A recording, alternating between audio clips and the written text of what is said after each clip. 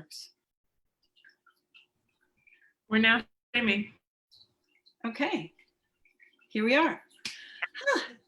We're a little late. Technical difficulties. It's a real thing. It is a real thing. I'm Sally Reed, and my gift is connecting with my intuition and connecting with my guides to help see energy through time and space and manipulate it very, very quickly. And Melissa might be in touch with that feeling just a little bit. Yeah, you just manipulated my energy before we started. And I actually feel much better, thank you, because I just knew I was going to be sneezing all the way through this broadcast. Anyway, my name is Melissa Jackson, and I'm a Fit Mind Motivation Coach. What that means is I teach you how to live your best life through fitness and mindset coaching, and we have a whole program that really teaches you how to live a daily life of improvement and living your best life. And I'm going to announce that I'm planning on teaching a class in the next 2 weeks on how to get in touch with your own personal intuition and be able to hear your own personal guides, so you're not walking around second guessing yourself all the time. So you can just hear it and do it. I need that in my life, because we all do, babe. Because now I just call you and say, what does my intuition say? That's true. That's true. You do. I'm not listening. Oh my goodness. Yeah. So that's the problem. We think we don't know shit, but we do know shit. And so easy ways to do it, and I'm going to teach you. Yeah, I'm actually learning that not listening to my intuition makes me sick. Or it gives me, weird things start to happen. So that's going to be a great class, Sally. I'm looking forward to it. Well, thank you. It's going to be either 3 hours long in one sitting or 3 1-hour sittings, depending on what works out. I'll let you know. Yeah. That's and awesome. If people want to find out about it, you can either message me on Facebook and I'll put you on the list, or you can go to my, what's it called? My website. That's the thing. SallyReed.com, and get on my mailing list, or send me a message from there. There's a way you can email me from there. You got it all figured out, Sally. Possibly. Well, what are we talking about today, girl? Today, I think we're talking about energy vampires. It's a thing. Yeah, it is a thing. Do you know any energy vampires? Are you noticing in your life that there are some people that when you get around them, they just seem to suck the life out of you, literally? Or another thing they can do is make you feel yeah, and again, you feel tiny and like you just got punched in the gut, that feeling of, this person and their energy or their attitude or how they are, the things that they say to me, it just always feels like it's taking away from me versus giving to me. Or what else you notice? That there's a lot of resentment built up after you've spent time talking to them. I'm in touch with that. And I have found too that it's even possible to not know why you're feeling that way about a person. And you're like, I wonder why do I feel this way? And it's because they're kind of sucking you dry and you don't even realize it. It's true. Yeah. And unfortunately, a lot of us are conditioned to be sucked dry. But I want to also, we're just going to drop this one little thing, is it's, how emotions are contagious? Like one person feel it and then they go and they share it with the next person. Yes. Energy vampire is contagious. So you may have had the stuff and sucked out of you, but then the next person you see, you're going to suck the stuff out of them. I'm familiar with that. And the thing is, if you're not aware of it, if you're not realizing that, hey, I am drained and I am actually draining these people that I'm around or the person I'm talking to, because now I'm giving them what I just received, or taking, really. It's more about taking versus giving. Yeah. And what today's topic is not about you bad people. You're stealing everybody else's energy. No, we're not talking about that. We're talking about awareness and understanding how energy flows and how you can gather your own and how you can prevent people from taking yours. And it's not like you're preventing it. You're just, and you're not being ugly. You just simply have, okay, that's enough. That's setting a boundary. Mhm. Absolutely. I really like the idea. I always put it out there that everything is neutral. So we're trying to come from a neutral perspective of, just what energy vampiring is and recognizing it, whether it's being done to you or whether or not you're doing it to someone else, and how to set a boundary so it's not happening to you. So let's talk about that. What I feel when it's happening is someone who you're in their presence and they just really are sucking the energy from you. They're taking from you constantly, whether or not they're doing it because they are putting you down. Maybe someone does it in a way where they're always telling you you're fat or you're ugly or you're stupid or you're this or you're that.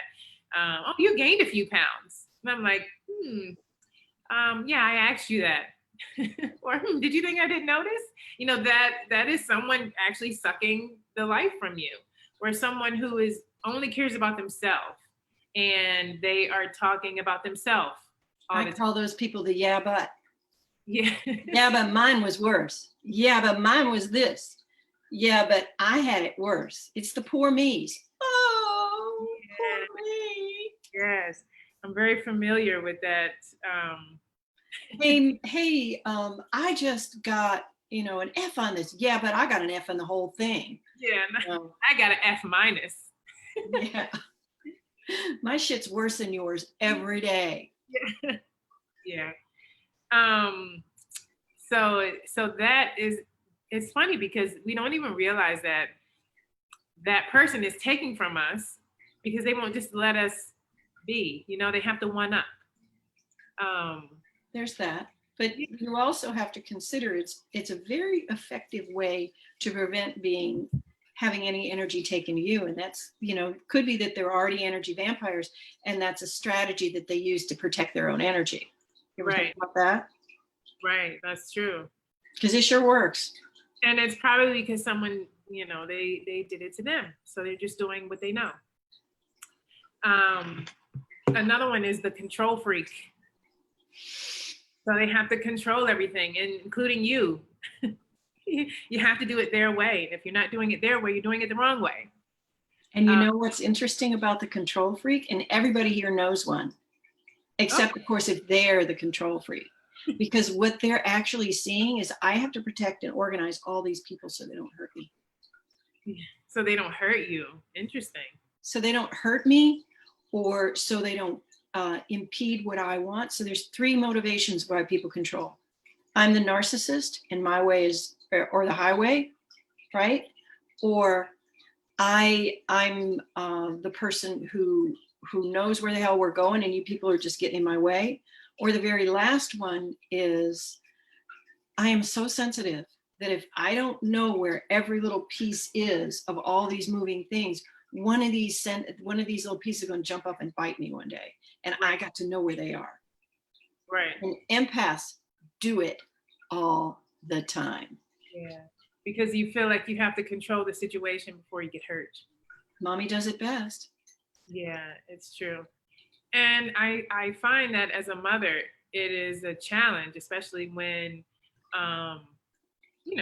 just growing up, the way you learn things, you're controlled because that's what, your parents do and their parents did. And, it's a normal thing. However, when you're a parent and you start to realize this stuff and you're teaching your kids, you still want them to be able to have some kind of control over their life. You don't want to control them forever.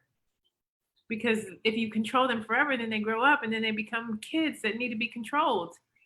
And that means they won't leave. Because, and that's a whole nother show too. So that's the thing about, being the control freak vampire. It doesn't serve. It doesn't serve anybody.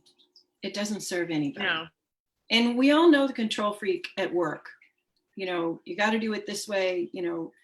Say you both have similar tasks, and the control freak wants to get all up in your business to find out what it is you're doing.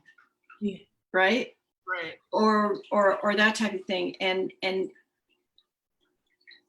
clearly it's boundaries that help that. But if you're one of those people, understand that you are safer if you get up out of their business. They're less likely to get up in yours.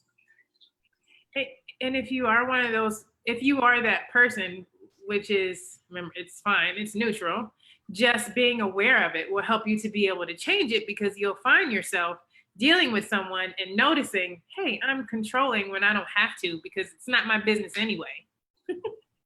Then you can let go. And you feel so much better. You're not so drained. Absolutely.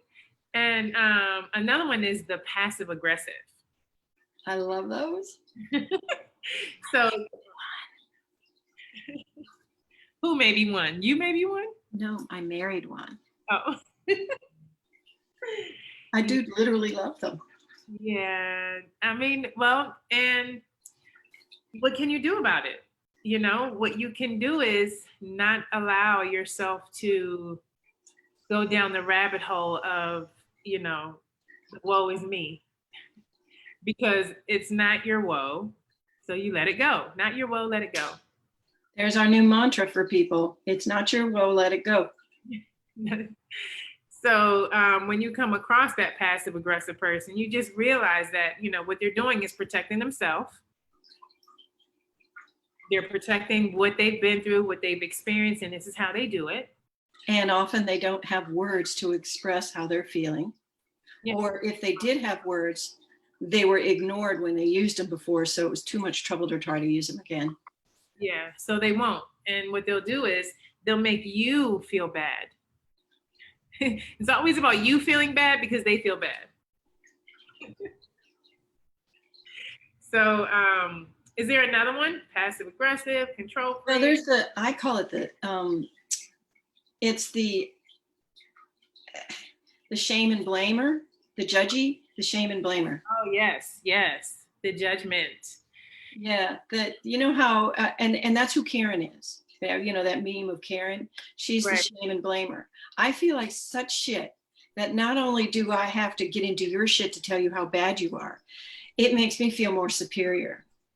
Yeah, that's the worst. I mean, it is the worst. It really is. The judgment is really what they're doing, basically. But they're doing it so they can feel better. I'm holier than, I'm gonna get in